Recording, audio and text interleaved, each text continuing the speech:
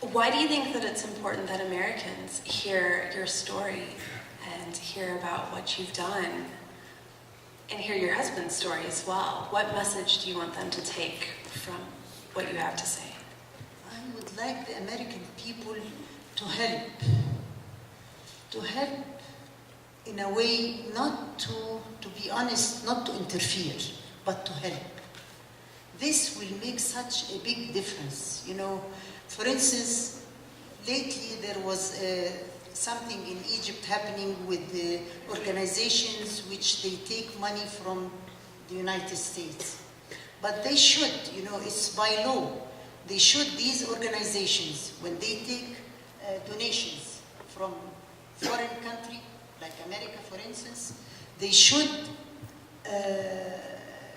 inform the government about it. It's by law, they have to. They didn't. And America was giving so many different organizations without letting the government know. This is not right. You are helping.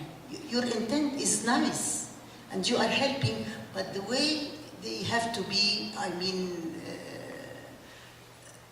legally goes on right. But you are doing a lot. You are helping. I don't deny this at all. And without your help, it will be such a hard time, really, for us. And they were talking about they will cut the money they give because of the peace to Egypt.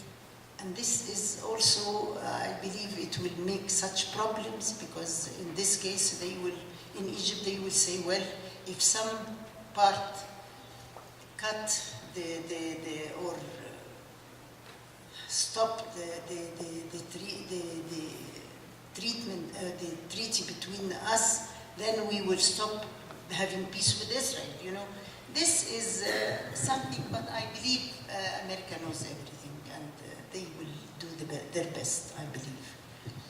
Wonderful. And what about for college students? You spoke with me earlier also about your education and how you went back to college when you were 40 and after raising a family. What motivated you to go back to school? Because Amarillo College, being a community college, we have a lot of older students who have full-time jobs and children. So what motivated you to go back? I would like the student not to take it for granted. Believe me, you are lucky, because not so many have the opportunity to go to university or college. I was married very young, not yet 16, really, I was in secondary school, high school.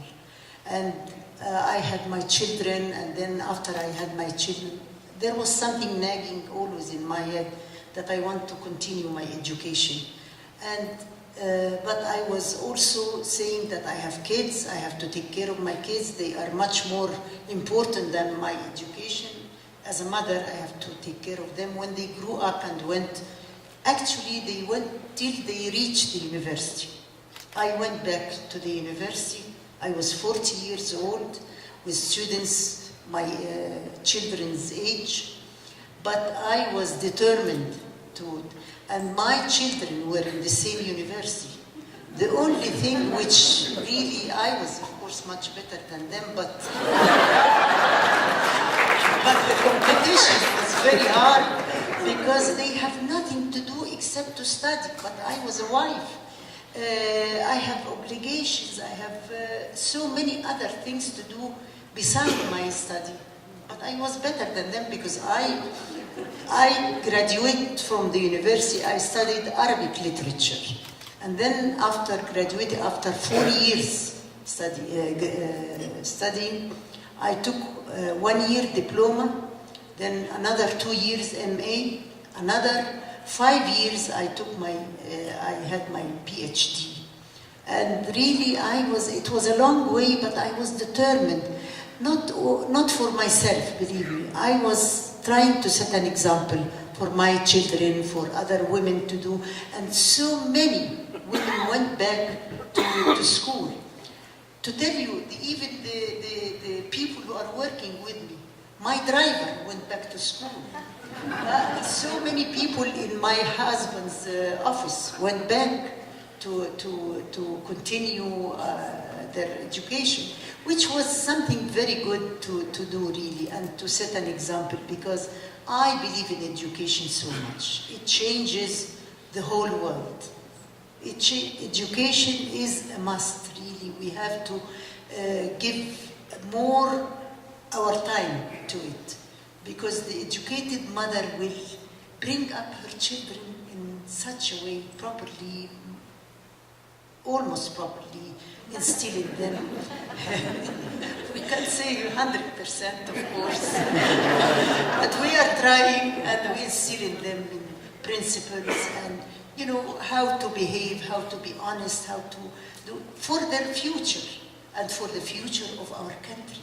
Because the best you give to your country is the best you do to your children also at the same time.